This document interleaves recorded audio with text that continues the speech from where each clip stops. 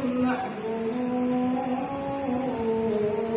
ولا نعت موجود ولا وقت معدود ولا أجل ممدود فطر الخلائق بقدرته ونشر الرياح برحمته ووتد بالسحور ميدانا ثم الصلاة والسلام على أشرف بريته وخاتم رسله وأمين وحيه ومبلغ رسالته الذي تلا فتدلى فكان قاب قوسين أو أدنى الذي سمي في السماء بأحمد وفي الأرضين أبي القاسم محمد صل على محمد وعلى آله الطيبين الطاهرين المعصومين المظلومين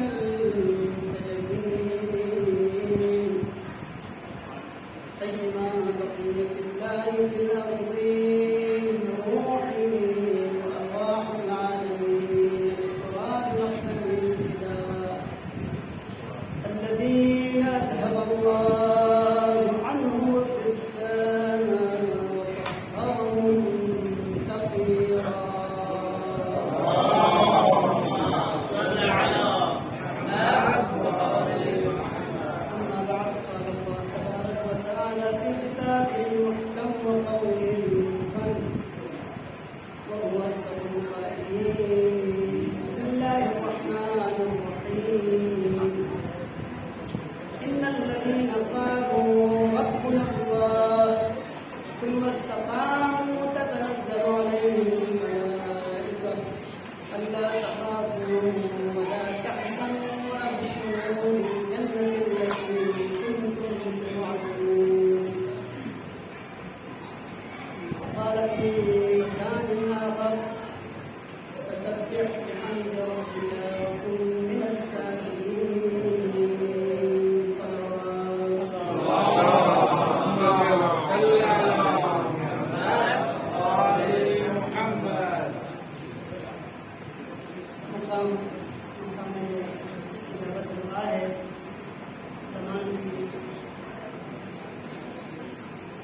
مناسبت شهادت امام زین العابدین علیہ السلام نے آپ نے صلوات پر ابراہیم تشریف لایا تاکہ آنے والے پورے مسجد اور محمد وعلی محمد صلوات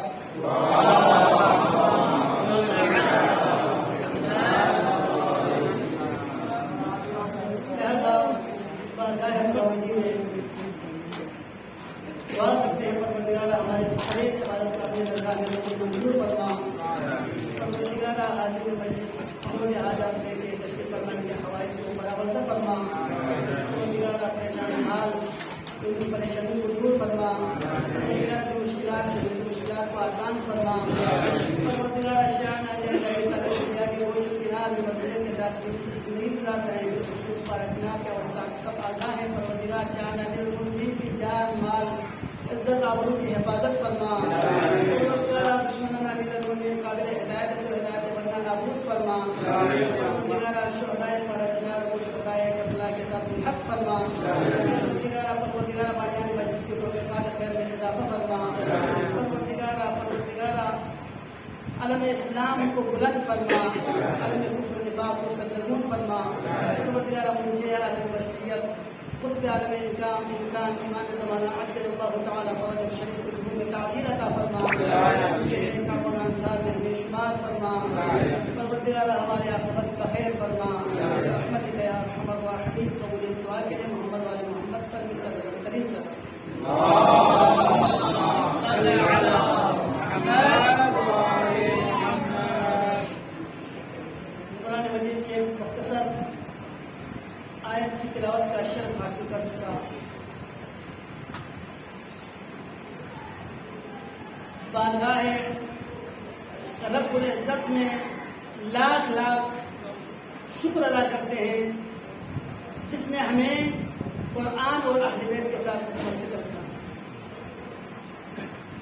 اور یہی دو چیزیں ہیں جن کے ساتھ متمسک رہ کے انسان ہم دنیا میں اور ہم آخرت میں کامیاب اور کامیاب ہوتے ہیں. وہی دستور حیات قرآن مجید کی اس آیت میں رب ذوالجلال ارشاد فرما رہا ہے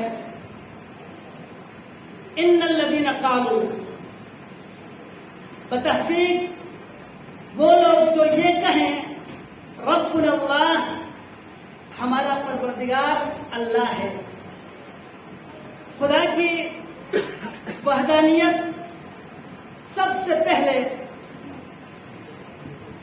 1,24,000 انبیاء جس ہدف کو لے کے رب ذوالجلال نے ان کو مبعوث رسالت کیا، عظیم مقام سے انہیں نوازا، ان کی طرف سے بھی سب سے پہلا جو حکم تھا وہ یہی تھا کہ اللہ کی پروردگار کی وحدانیت کا تذکرہ کرے، اعتراف کرے، شہادت دے. لہذا اس آیت مجیدہ میں بھی سب سے پہلے یہی فرماتے ہیں کہ ان الذین قالوا، بتحقیق وہ لوگ جو کہیں ربنا اللہ، ہمارا رب، ہمارا پروردگار اللہ کی ذات ہے. ثم استقاموا، اس کے بعد اسی پر استقامت دکھائے. صرف یہ کہنا کافی نہیں ہے کہ اللہ ایک ہے، اشہد ان لا الہ الا اللہ، ہم خدا کی وحدانیت کا گواہی دیتے ہیں. اگر معبود ہے تو پروردگار کی ذات ہے. صرف یہ کہنا کافی نہیں ہے بلکہ خدا کی وحدانیت کا اقرار کرنے کے بعد اس پر استقامت بھی دکھائے. ثم استقاموا، استقامت دکھانے کا فائدہ کیا ہے؟ اور اگر تاریخ میں ہم دیکھیں تو انبیاء کا روش رہا ہے کہ وہ لوگ اپنے تمام امور میں استقامت دکھا دیتے ہیں. من باب مثال اگر ہم جناب ابراہیم علیہ السلام کی طرف دیکھیں تو ابراہیم علیہ السلام نے جب وحدانیت کی تبلیغ شروع کی تو اس وقت بہت سارے مشاکل سے دوچار ہونا پڑا، یہاں تک کہ جناب ابراہیم کے لیے آگ تیار کیے گئے. اور آگ کی کیفیت بھی یہ تھی کہ اس قدر بہت زیادہ حضرت ابراہیم کو منجنیق کے ذریعے آگ کے حوالے کرنا پڑا، لیکن استقامت سے آپ پیچھے نہیں ہٹے. یہاں تک کہ روایت میں آیا ہے جب آپ کو منجنیق کے ذریعے سے آگ کی طرف پھینکا جا رہا تھا تو اس وقت جبرائیل آتے ہیں، وہ کہتے ہیں حلی من حاجہ، ابراہیم کیا مجھ سے کچھ طلب کرتے ہیں، میری ضرورت ہے. تو اس وقت ابراہیم کے استقامت میں لرزش نہیں آتے، کمزوری نہیں آتی. ابراہیم کہتے ہیں کیا میرا پروردگار میرے اس عمل سے بے خبر ہے کہ میں تجھ سے مدد طلب کروں. شہادت دینے کا مطلب ہی یہی ہے کہ آپ صرف زبان سے نہیں بلکہ آپ کے قلب سے، آپ کے جواری سے، آپ کے اعضاء سے بھی ظاہر ہو. تاریخ انسان میں، تاریخ بشریت میں بہت سارے ایسے لوگ ہمیں دکھائی دیتے ہیں جنہوں نے اشہد ان لا الہ الا اللہ تو کہا لیکن زبان کی حد تک تھے، ان کے دل ان کے زبان کے ساتھ نہیں تھے.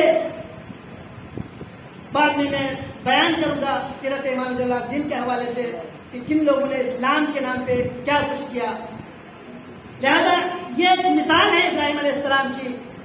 آئے امیر المومنین علیہ السلام کے حالات زندگی کی طرف دیکھتے ہیں تو مولا کائنات علی بن ابی طالب علیہ السلام بھی فرماتے ہیں المؤمن کالجبل الراسخ لا تحرکہ العواصف.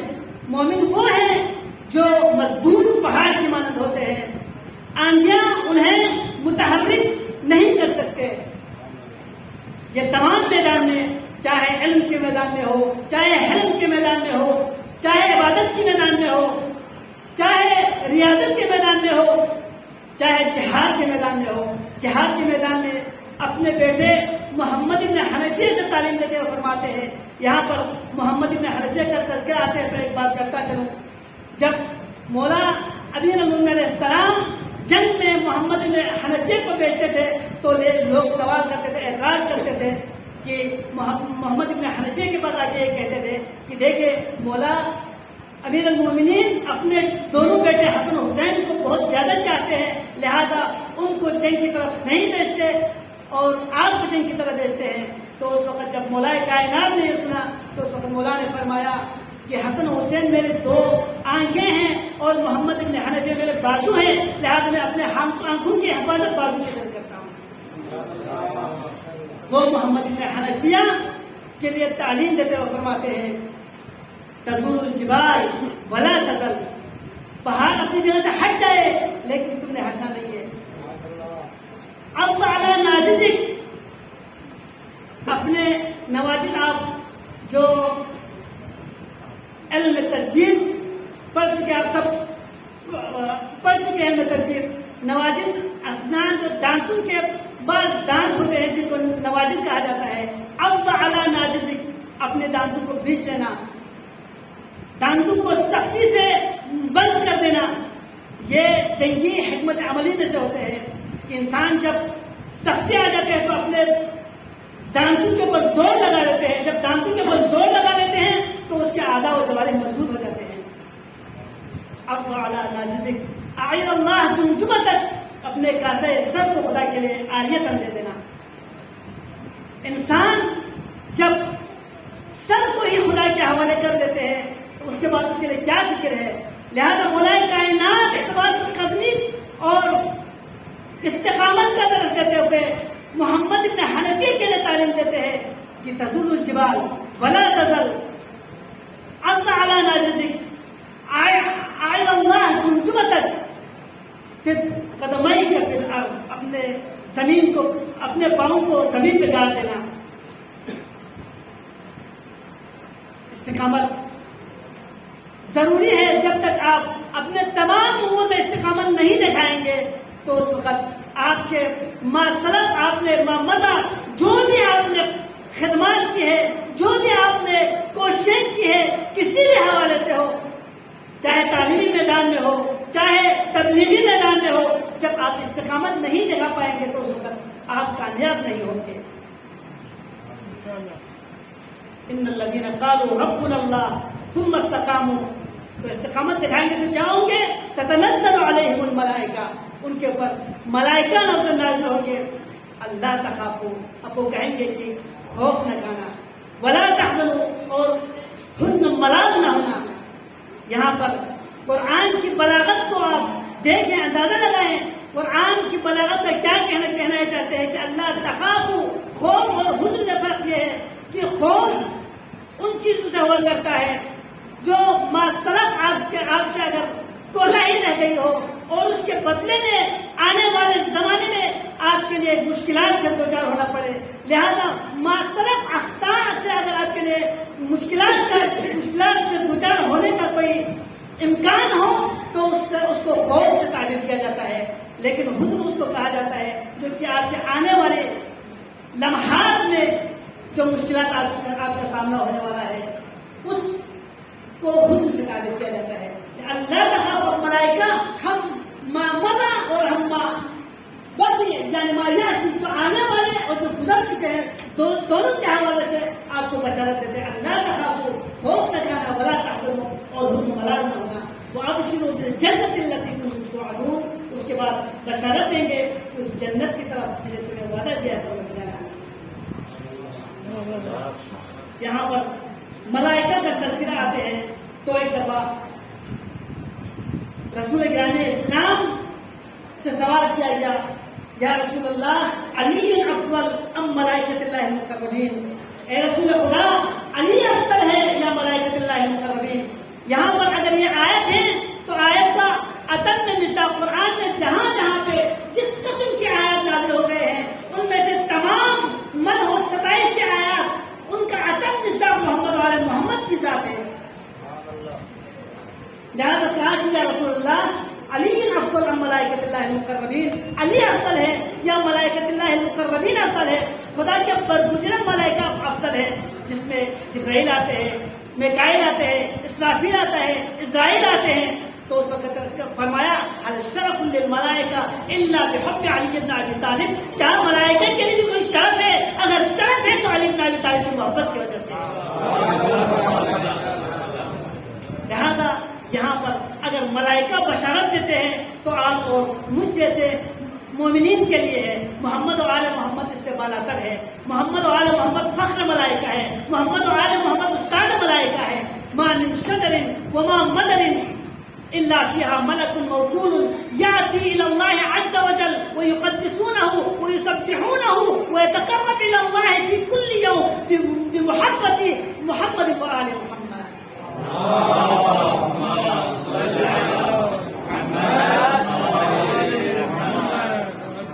روزانہ پروردگار کی طرف سے تمام شجر مدر دنیا میں جتنے بھی مخلوقات خدا بندی ہے، چاہے جمادات ہو، چاہے نباتات ہو، چاہے مخلوقات ہو، انسان میں سے ہو، حیوانات میں سے ہو، ہر ایک کے اوپر خداوند عالم نے فرشتے موکول کیے ہوئے ہیں اور وہ خدا کی تسبیح کرتے ہیں، تقدیس کرتے ہیں، تحلیل کرتے ہیں، تمجید کرتے ہیں اور خدا کے قریب ہوتے ہیں. کس ذریعے؟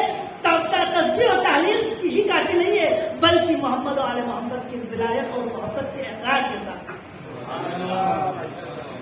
لہذا انہی ذوات مقدسات میں سے ایک جن کے پر ملائکہ فخر کرتے ہیں امام زین العابدین علیہ السلام کی ذات ہے. امام زین العابدین علیہ السلام کی زندگی کی طرف اگر ہم نظر دوڑائیں تو وہ امام جو بنسبت باقی ائمہ معصومین علیہ السلام کے، جن کے ادوار انتہائی سخت اور پیچیدگی کے مراحل سے گزر چکے ہیں. آپ دیکھیں امام زین العابدین علیہ السلام وہ امام جسے سید الساجدین لقب ملا، وہ امام جسے زین العابدین لقب ملا. یہ القابات آج کل ہمارے پاکستان میں بعض لوگ ایک دوسرے کو عطا کرتے ہیں. ایسا عفوی الفاظ نہیں ہے، ایسا ہوائی القابات نہیں ہے، بلکہ یہ القابات رسول گرامی اسلام کی طرف سے ملے ہیں.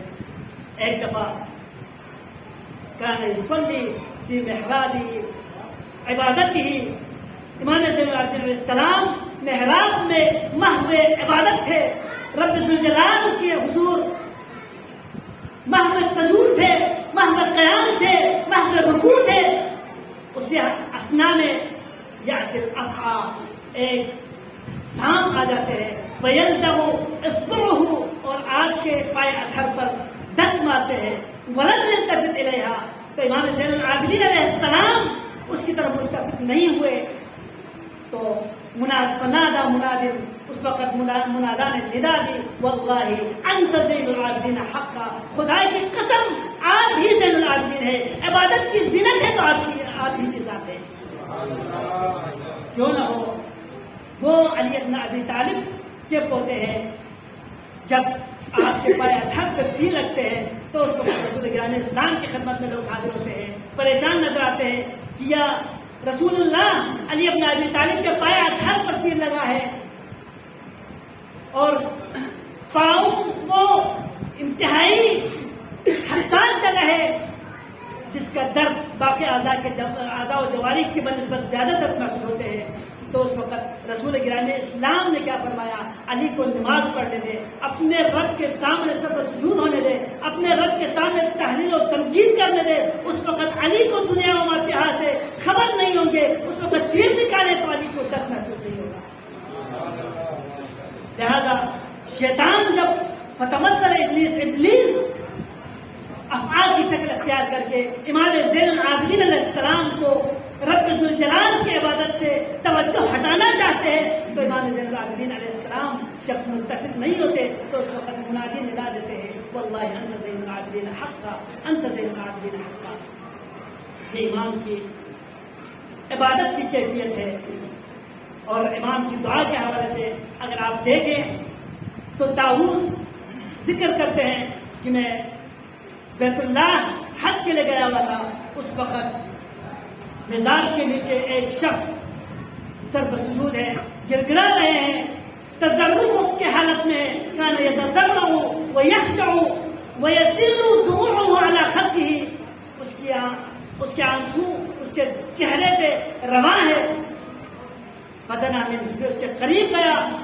فرأيت انه علی بن الحسین. میں نے دیکھا کہ وہ امام زین العابدین علیہ السلام کی ذات ہے. فتقرب منه.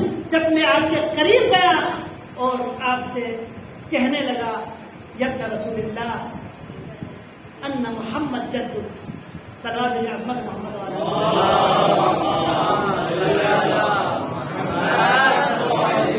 آپ اس قدر گریہ کرنے کی کیا ضرورت ہے کہ آپ کے جد امجد رسول گرامی اسلام ہے. تو اس وقت امام زین العابدین علیہ السلام نے فلا انصابا. اس وقت قیامت کے دن کسی کا حسب نسب کوئی کام آنے والا نہیں ہے. تو اس نے کہا طاؤس نے یا ابن رسول اللہ شفاعت محمد شفاعت جدک. آپ کے نبی کا آپ کے جد امجد کی شفاعت. تو اس وقت لا شفاعت لمن ارتضى. رب ذوالجلال کی رضایت جس کے لیے شامل حال نہ ہو اس وقت تک وہ شفاعت بھی کام نہیں آئے گا. اس وقت دوبارہ طاؤس کہتا ہے ان اللہ مع المحسنین. پروردگار عالم کے ساتھ احسان کرنے والوں کے ساتھ ہے. تو اس وقت امام زین العابدین علیہ السلام فرماتے ہیں لا ادری امن المحسنین ام لا. میں نہیں جانتا کہ کیا میں محسنین میں سے ہوں یا نہیں. زین العابدین علیہ السلام یہ ہمارے لیے درس ہے کہ ہم اگر اپنے آپ کو مختلف حسب النسب کے بیس پہ اپنے عاقبت کے بارے میں فیصلہ کرنا چاہتے ہیں یا اپنے اعمال کے بیس پہ اگر ہم سوچ رہے ہیں کہ ہم اتنے اعمال انجام دے چکے ہیں یا ہم عالم ہیں, ہم نجف اشرف میں ہیں, بیسک شرف ہے یہ سارے, لیکن کامل شرف نہیں ہے. رب ذوالجلال کے ساتھ مسلسل رابطے میں رہنے کی ضرورت ہے. رب ذوالجلال کی رضایت ایک لحظے, اس لیے دعائے امام زین العابدین علیہ السلام میں بھی ہمیں نظر آتے ہیں الہی لا تکلنی الی نفسی طرفۃ عین ابدا. پروردگارا ایک لحظے کے لیے بھی ہمیں اپنے نفس پر نہ چھوڑے. امام زین العابدین علیہ السلام کی سیرت میں سے ایک حلم و بردباری ہے, اور ایک بہترین معاشرے کی تشکیل کے لیے جب تک انسان کے اندر حلم بردباری نہ ہو تو اس وقت فسادات لازم آتا ہے. یہ جتنے بھی سیرت ائمہ معصومین علیہ السلام ہیں یہ آپ اور میرے لیے اسلوب زندگی گزارنے کی جو اسلوب ہے آپ اور میرے لیے نمونہ عمل ہے. لہذا حلم امام زین العابدین علیہ السلام کو دیکھے تو کانت جاریتاً, کہ آپ کا ایک کنیز تھی جس کے ہاتھ میں ایک وضو کرنے کے لیے لوٹا لے کے جب امام کے پاس آ جاتے ہیں فوقع علی رأس الشریف, وہ لوٹا اس جاریے کے ہاتھ سے گر جاتے ہیں اور امام کے سر اقدس پر لگ جاتے ہیں. روایت کہتے ہیں کہ امام زین العابدین علیہ السلام کا سر اقدس زخمی ہو جاتے ہیں تو وہ جاریہ امام زین العابدین علیہ السلام کے گرد میں پلی تھی, لہذا وہ فوراً کہتے ہیں کہ والکاظمین الغیظ. خداوند عالم غصے کو پی جانے والے, روایت آیت کی تکمیل نہیں کرتے, فوراً امام زین العابدین علیہ السلام فرماتے ہیں کہ جو غصے کو پی جائے, جیسے ہی کہنا تھا امام زین العابدین علیہ السلام نے فرمایا لقد کرمت غیظی, میں نے اپنا غصہ پی لیا. تو فوراً وہ کہنے لگی والعافین عن الناس, جو لوگوں کو عفو درگزر گئے. تو امام زین العابدین فرماتے ہیں لقد عفوتک, میں نے تجھے معاف کر دیا. تو اس وقت فوراً وہ آگے بڑھ کے کہتے ہیں واللہ یحب المحسنین, خدا احسان کرنے والوں کو دوست رکھتا ہے. تو اس وقت امام زین العابدین علیہ السلام فرماتے ہیں انت حرہ, میں نے تجھے آزاد کر دیا. وہ امام زین العابدین علیہ السلام جن ادوار میں آپ نے زندگی گزاری, بنی امیہ کے وہ خطرناک ترین سال ادوار تھے جس میں مروان جیسے سفاک اور ظالم بادشاہ ہوتے تھے. مروان کے بارے میں خود بنی امیہ کہتے ہیں کہ ہمارے جتنے بھی خلفاء گزرے ہیں ان میں سے زیرک ترین اور صفاق ترین شہید ترین شخص ہے تو وہ عبد الملک بن مروان ہے. عبد الملک بن مروان جب لوگوں کو دکھانے کے لیے خلافت سے پہلے ہاتھ میں قرآن کو اٹھاتے تھے, عبادت بجا لاتے تھے, لیکن جیسے ہی اسے خلافت کی خبر ملی وہ فوراً قرآن کو بند کر دیتے. فَتَبَّقَهُ قرآن کو بند کر کے کہتے ہیں هَذَا فِرَاقُ بَيْنِي وَبَيْنَكَ, آج کے بعد میرا اور تمہارے درمیان جدائی ہو گئی, کوئی واسطہ نہیں ہے. یہ عبد الملک بن مروان ہے. اور اس سے بڑھ کے عبد الملک بن مروان نے اپنی سفاکیت اور اپنی جبروتیت کے اوپر اکتفا نہیں کیا, بلکہ حجاج بن یوسف الثقفی جیسے خبیث انسان کو اس نے مدینے کے گورنر بنا دیا. حجاج بن یوسف الثقفی وہ خبیث ترین شخص ہے جس کے لیے عمر بن عبد العزیز کا یہ معروف جملہ ہے, اذا اتى الخبائث العالم كلهم واتينا بحجاج بن يوسف لاغلبها. خباثت کے حوالے سے اگر تمام خبیثان عالم کو جمع کر لے اور ہم اپنے حجاج بن یوسف کو لے کے آئے تو اس کے خباثت ان کے اوپر حاوی ہوں گے. آپ دیکھیں جب اس نے وہ اس دنیا سے جس نے کمیل بن زیاد جیسے امیر المومنین کے صاحب اسرار شخصیت کو شہید کر ڈالا, جس نے خباب جیسے اشخاص کو شہید کر ڈالا, کہتے ہیں کہ زندان سے جب وہ اس دنیا سے جہنم واصل ہو گئے تو اس وقت اس کے زندان سے تاریخ کے مطابق 30,000 مرد و خواتین نکلے اور 30,000 میں سے 1,700 برہنہ تھے. سفاکیت کی انتہا ہے. تو ان ادوار میں امام زین العابدین علیہ السلام نے زندگی گزاری, اور جتنے جو استفادے اور جتنی تحریکیں امام زین العابدین علیہ السلام کی دور میں چلی شاید کسی اور دور میں نہیں ہوئے. ان میں سے سب سے پہلا توابین کا جو دور تھا. توابین وہ لوگ تھے جو سلیمان بن سرد خزاعی ان کی نمائندگی میں جب ابا عبداللہ علیہ السلام کو کربلا کے میدان میں ظلم و جور سے شہید کر دیا تو اس وقت وہ پشیمان ہو گئے کہ ہم نے امام کے آواز استغاثہ پہ لبیک کیوں نہیں کہے.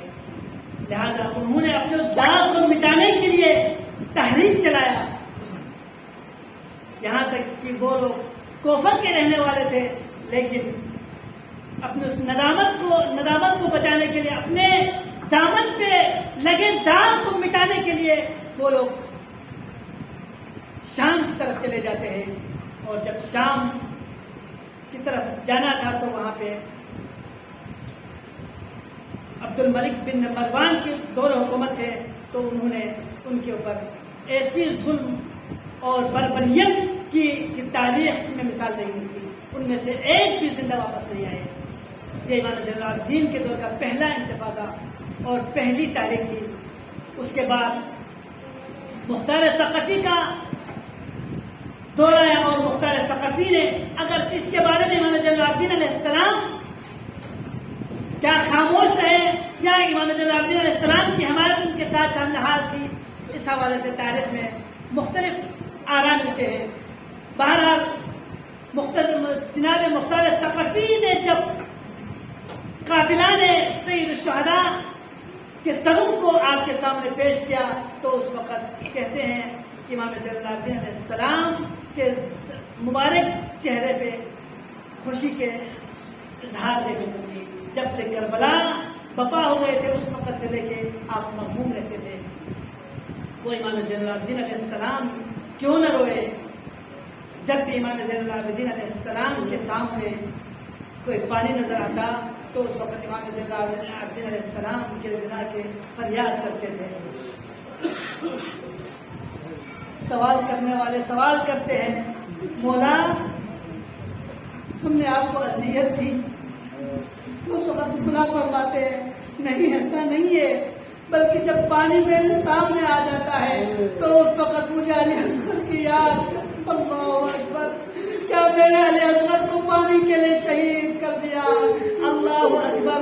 جب امام زین العابدین علیہ السلام کے ساتھ کھانا آتے تھے تو اس وقت آپ زار و قطار گریا کرتے تھے، سوال کرنے والے سوال کرتے تھے مولا آپ کیوں گریا فرماتے ہیں؟ تو اس وقت امام زین العابدین علیہ السلام فرماتے ہیں کہ میری پھوپھی زینب بیٹھ کے نماز پڑھتی تھی، وجہ کیا تھی؟ کھانے اتنے کم آتے تھے کہ میری پھوپھی بھوکے رہ جاتی تھی، اللہ اکبر، مجھے وہ یاد دلاتے ہیں۔ امام زین العابدین علیہ السلام کے سامنے جب کوئی دمبا ذبح ہوتا تھا تو امام زین العابدین علیہ السلام زار و قطار روتے تھے، سوال کرتے تھے اے شخص کیا تو نے اس حیوان کو پانی پلایا؟ تو اس وقت وہ کہتے تھے مولا یہ رسول اللہ کی سنت ہے، اس کو پانی پلائے بغیر ہم ذبح نہیں کرتے۔ تو کربلا کی طرف رخ کر کے فرماتے تھے السلام علیکم یا ابتا، میرے بابا مظلوم سلام ہو تجھ پر، حیوان کو بغیر پانی کے ذبح نہیں کیا جاتا، لیکن تجھے 3 دن بھوکا پیاسا ذبح کیا گیا، اللہ اکبر۔ امام زین العابدین علیہ السلام کی مصیبت کربلا سے ہی شروع ہو جاتے ہیں۔ اصل عاشور کے بعد جب امام زین العابدین علیہ السلام غشی کے عالم میں تھے، امام حسین علیہ السلام خون میں لت پت ہو کے آخری ودا کے لیے امامت کو سونپنے کے لیے زین العابدین کے خیمے میں تشریف لاتے ہیں، تو اس وقت امام زین العابدین حالت غشی سے نکل آتے ہیں، کیا دیکھتے ہیں شاید معلوم نہیں ہوا ہوگا، زینب کبریٰ سے سوال کرتے ہیں امتی من ھذا، یہ کون ہے؟ تو اس سے یقیناً یہاں پہ آپ تعجب نہ کرنا، ایک مقام میں زینب نے بھی فرمایا تھا انت اخی الحسین، کیا میرا بھائی حسین آپ ہے، اللہ اکبر۔ تو اس وقت جناب زینب کبریٰ فرماتی ہے کہ آپ کا بابا مظلوم امام حسین ہے۔ تو اس وقت امام زین العابدین علیہ السلام نے فرمایا اے نامی العباس، میرا چاچا عباس کہاں ہے؟ تو اس وقت امام فرماتے ہیں قد قتل، انہیں شہید کر دیا گیا۔ امام زین العابدین بڑھ کے سوال کرتے ہیں اے اخی علی اکبر، میرا بھائی علی اکبر کہاں ہے؟ امام زین العابدین فرماتے ہیں قد قتل، علی اکبر کو بھی شہید کر دیا گیا۔ امام زین العابدین دوبارہ سوال کرتے ہیں اے اخی القاسم، میرے بھیا قاسم کہاں ہے؟ امام حسین علیہ السلام نے یہاں پہ ایک جملہ فرمایا آپ رونے کے لیے یہی کافی ہے۔ امام حسین فرماتے ہیں مردوں میں یا آپ ہے یا میں ہوں، باقی سارے شہید ہو گئے، اللہ اکبر۔ امام زین العابدین علیہ السلام مصیبت کے پہاڑ آپ کے اوپر ٹوٹے، اللہ اکبر۔ ابن عتیبہ کہتے ہیں، ابن عتیبہ کا کہنا ہے جب میں شام میں تھا تو شام میں شادیانے چل رہے تھے، اللہ اکبر، شام کی سجاوٹ مکمل تھی۔ میں نے کہا یہاں پہ کوئی خاص تہوار ہے؟ تو اس وقت کسی کہنے والے نے کہا نہیں، کوئی باغی ہے جس نے خلافت کے خلاف بغاوت کی تھی، ان کو اسیر کر کے لایا جا رہا ہے، اللہ اکبر۔ میں انتظار میں رہا، اتنے میں کیا دیکھتا ہوں، میں نے دیکھا نیزن کے اوپر سر بلند نیزن کے اوپر سر کو رکھے ہوئے ہیں، ان کے پیچھے بے مغنا وہ چادر خواتین ہیں، آخر میں ایک جوان ہے جن کے ہاتھ پسے کچھ بندے ہوئے، گردن پہ توق ہے، پاؤں میں رسن ہے، اللہ اکبر۔ مغفرت الوجوہ، چہرے پہ خاک آلود ہے، اللہ اکبر۔ میں قریب گیا، قریب جا کے سوال کیا ایک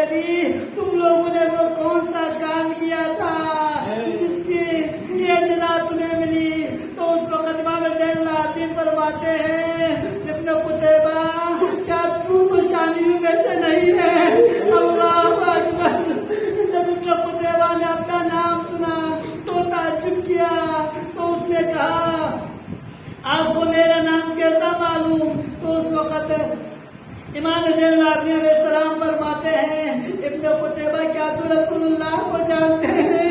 تو اس وقت اس نے کہا